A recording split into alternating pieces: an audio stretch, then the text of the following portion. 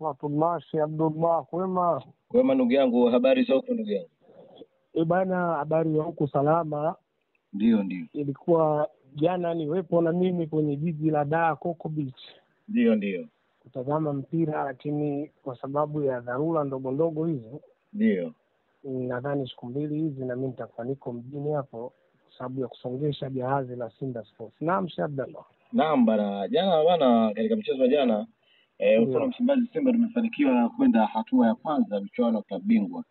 Lakini kuna mengi ambayo yamejitokeza katika mchezo ule, yakizungumzwa mengi kuhusiana na kiwango cha kikosi, lakini pia namna gani Simba wanaweza kufanya maboresho katika benchi lao la ufundi. Binafsi kwa upande wako, maoni yako ni yapi sasa?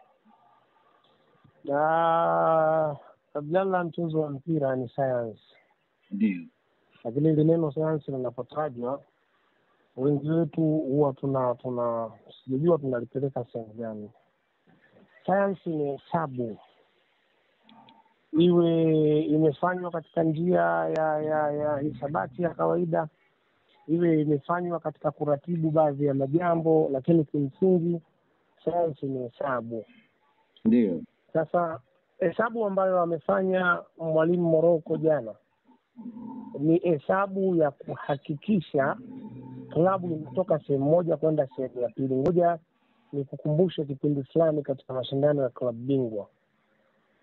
Kuna wakati Al Ahly alishika nafasi ya 3 katika ligi ya nyumbani kwao. Ndio. Wa kwanza alikuwa ni Zamalek, wa pili alikuwa ni Pyramid, wa tatu ni yeye. Wakati anashiriki kombe la klabu bingwa, ndio timu ambayo kila timu ilitamani ikutane na Ahly kwa maana ya wepesi.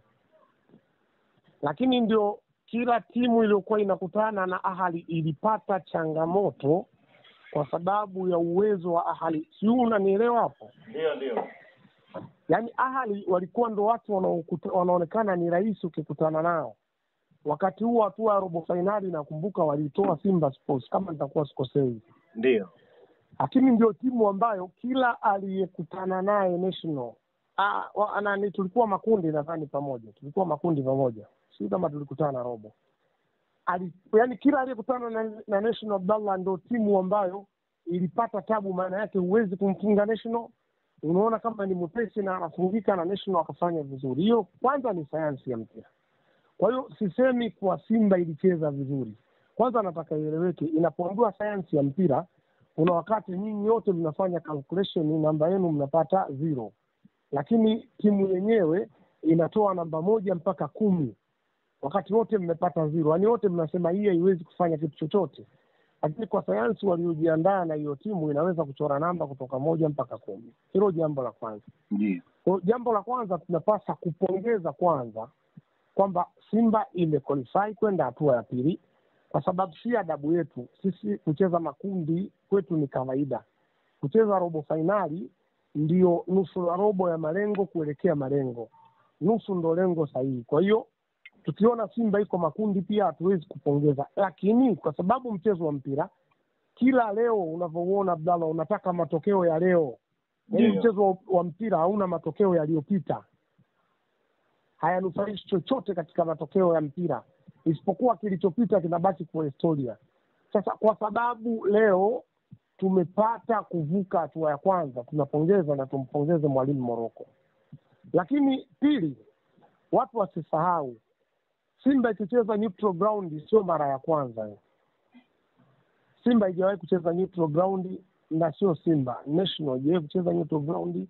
Itasema mwisho labda Mamelodi je kucheza neutral ground ikawa hatari, sijawahi kuona. Timu nyingi zinapokuwa ziko neutral ground, uhatari unapungua, jambo la kwanza.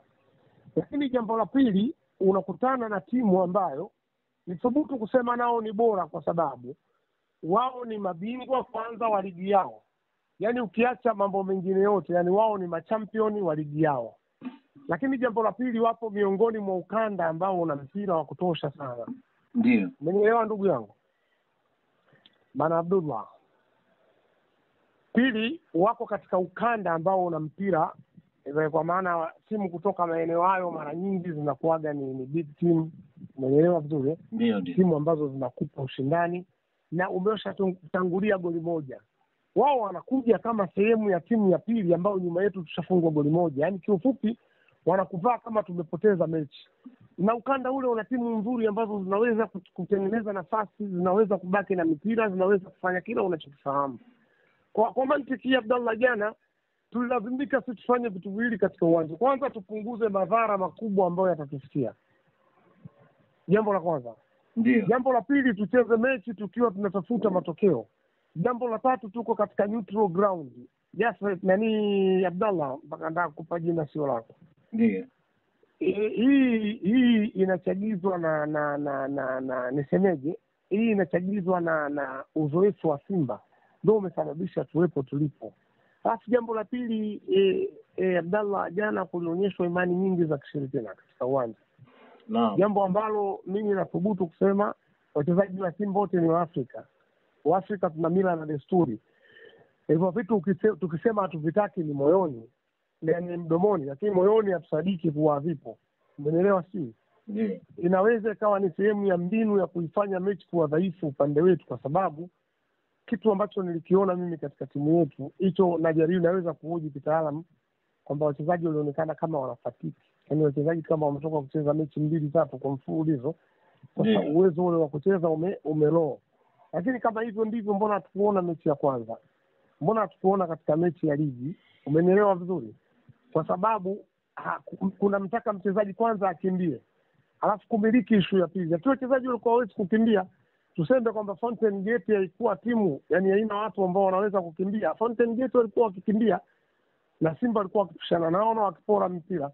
Kwa hiyo hata hii unayoiona, imani ya shiriki zilizotokea zinaweza kuifanya timu ikashuka.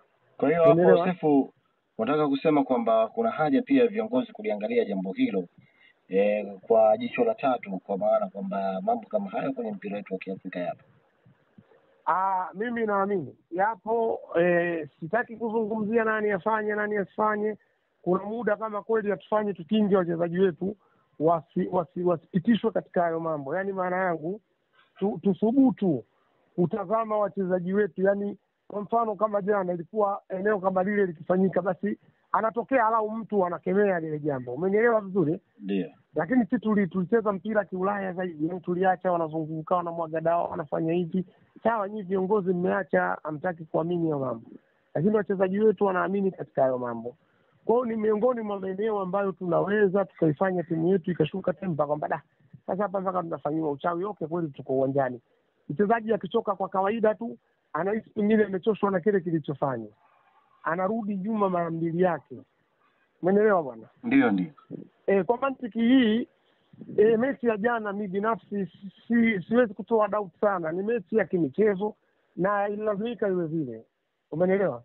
Ilazimika iwe vile katika kuhakikisha tunaijenga timu yetu, katika kuhakikisha tunapata. Unajua kuijenga timu ni hali sasa bado tupo. Pamoja tunasema mpira ukuwa mzuri kwa kiwango hicho, huyo analalamika hivi, lakini tupo. Tunaelekea raundi ya kwanza. Mimi ndo naita hii ni chekechea, tunaelekea raundi ya kwanza. Ndio. Tunatakiwa tujipange na raundi ya kwanza tushinde. Sasa kama mashabiki hawana imani moja kwa moja labda na mwalimu, ndio maana wanapiga kelele, basi ni kazi ya benchi la ufundi kutafuta mwalimu mapema ili kuondoa hata tempa hii ya mashabiki. Sasa kesho mtu anaweza akaja ikaharibu timu za timu, lakini kwa sababu watu wameanza kumpigia mwalimu kelele, watu wakamgeukia mwalimu. Mimi sio muumini wa vitu hivyo. Mimi ni msifu Morocco kwa kucheza mechi na kushinda mechi, kwa sababu moja manake ni ushindi. Pamoja mechi ya kwanza kuwepo katika benchi. Na haikuwa mechi rahisi. Una mechi ya kwenda kuqualify, unakabidhiwa timu, unafanya vizuri kwa timu ambayo ina quality na wachezaji wana kila kitu. Mimi kongole kwake. Kwa maana ya mpira kiujumla, kiukweli sio mpira wa Simba ambao tumeuzoea. Unanielewa sio? Ndio. Hatuwezi kupiga. Lakini kwa nini umechezwa mpira huo? Sababu anazo mwalimu, sababu nimejaribu kuzitoa kulingana na aina ya mechi ilivyo, aina ya matakwa na vitu vingine. Kuna muda ilazimika mambo hayo yafanyaje?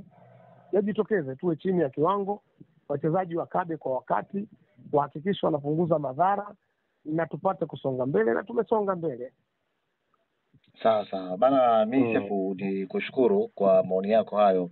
Kama kuna chochote cha kumalizia na kuzungumza na wana Simba, karibu tumalize ndugu yangu. Na hilo ni swala la msingi sana. Mimi nirudi kwa wanasimba. Ndio. Mimi kila siku nitasema mchezo wa mpira ni mchezo ambao unataka subira sana. Mchezo wa mpira hutaki kupata nukta moja, ni mchezo unataka subira kweli kweli. Sasa wanasimba nawaona, yaani wanasimba tunaimbishwa nyimbo sio zetu brother. Simba hii, yaani kwa Simba hii, hayo hizo ndio nyimbo ambazo tunaimbishwa na wanasimba, tunaimba. Kweli Simba yetu. Kwa siku moja niliwahi kusema, adui ambaye anakuroga wewe, adui ambaye anataka kuue kwa njia yoyote, anatafuta nafasi ya mtu akuseme vibaya ili akushughulikie. Mimi tukigombana na wewe nitakwambia utaona, adui anataka kukuua basi atakuvizia, kwa sababu nyuma yake kuna kauli ya Sefu alisema utaona. Kwa hiyo tukikubali kuambiwa Simba yetu, kwanza tunawashushia wachezaji morali. Pili, tunawafanya viongozi kufanya kazi kubwa. Baada ya kufikiri kujenga timu, watafikiri watujibu nini. Wachezaji management wanaweza wakatoka kufika kwenye timu wakafoka, mchezaji akaona sasa timu hii haina weledi. Wakati mimi nasubiria timu itengenezeke, leo nakuja kufokewa. Umenielewa vizuri? Ndio. Yaani ili tufanye Simba iwe imara, tuwastahimilivu. Mpira ni mchezo wa kustahimili. Mpira ukiamua kukugomea unakugomea. Nadhani juzi umecheki quality ya Real Madrid, anachukua chuma 5-2 kama sikosei na Atletico Umenielewa? Sasa hebu geuza, yani Madrid anapigwa na Atletico. Unafungwa Simba 5, unafungwa Simba Tanzania. Inakuwaje jamani? Mpira ni mchezo, unahitaji uvumilivu. Kwa sisi slogan yetu ni nguvu moja. Hii nguvu moja nirudi kwa wana Simba. Hii hakuna muujiza wowote my brother Abdallah utatengeneza slogan ya nguvu moja tofauti na subira. Hakuna. Sasa turudi kwenye slogan nguvu moja, tutengeneze Simba yetu, twende mbele. Na mimi nina imani tunafanya vizuri, kwa sababu kila nukta tunayovuka kwetu inakuwa vizuri zaidi. Alafu mimi watoe shaka wana Simba, kama watu wanapigwa kelele, wapigisha kelele nao hawana timu mwaka huu.